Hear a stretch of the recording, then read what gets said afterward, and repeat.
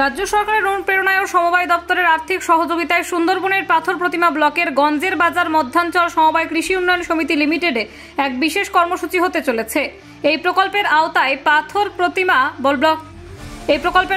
প্রতিমা ব্লকের অন্তর্গত প্রায় 9টি গ্রাম পঞ্চায়েত এলাকার স্কুল পড়ুয়াদের জন্য ইউনিফর্ম তৈরির দায়িত্ব নিয়েছে সমবায়টি। এতে প্রশিক্ষিত 1400 মহিলাকে উন্নত মানের সেলাই মেশিনের মাধ্যমে নিয়মিত পোশাক তৈরির কাজে নিযুক্ত করা হয়েছে। প্রত্যহ 500 থেকে 700 টাকা আয় করে এই মহিলারা এখন স্বাবলম্বী হয়ে উঠেছেন। কর্মসংস্থানের এই সুযোগে তারা সমাজে নিজেদের একটি শক্ত অবস্থান তৈরি করছেন। সমবায় দফতরের সহযোগিতায় আনা হয়েছে 222টি উন্নত প্রযুক্তির এমোটারি, কার্টিং, সেলাই ও বোতাম লাগানোর মেশিন। এর মাধ্যমে দ্রুতগতিতে পোশাক তৈরির কাজ চলছে। সমবায়ের ম্যানেজার প্রতাপ মণ্ডল জানান, এই প্রকল্পে আরও বেশি সংখ্যক মহিলাকে যুক্ত করা সম্ভব যদি সরকারি দফতরের ইউনিফর্ম তৈরির কাজ তাদের হাতে দেওয়া হয়। বর্তমানে পাথর প্রতিমা ব্লকে মোট 19টি সমবায় সমিতি সক্রিয়, যার মধ্যে মধ্যাঞ্চল সমবায় রাজ্যের প্রথম সারির সমিতিগুলোর অন্যতম।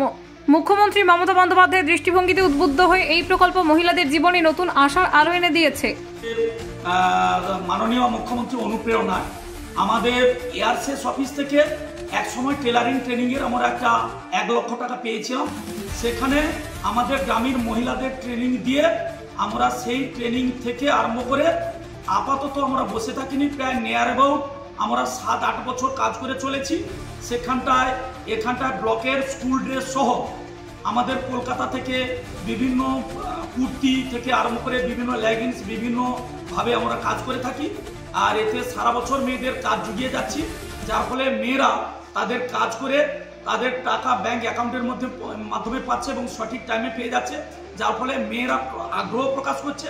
এবং প্রতি বছর আমাদের এই সমবায়ের মাধ্যমে অন্তত 50-60 জনকে ট্রেনিং দিয়ে আমরা এই কাজগুলো তাদেরকে জুগিয়ে যাচ্ছি। এটা কি সরকারি কোনো সহায়তা পাচ্ছে? সরকারি সহায়তা পাচ্ছি না, সরকারি কাজগুলো পেয়ে যাচ্ছি।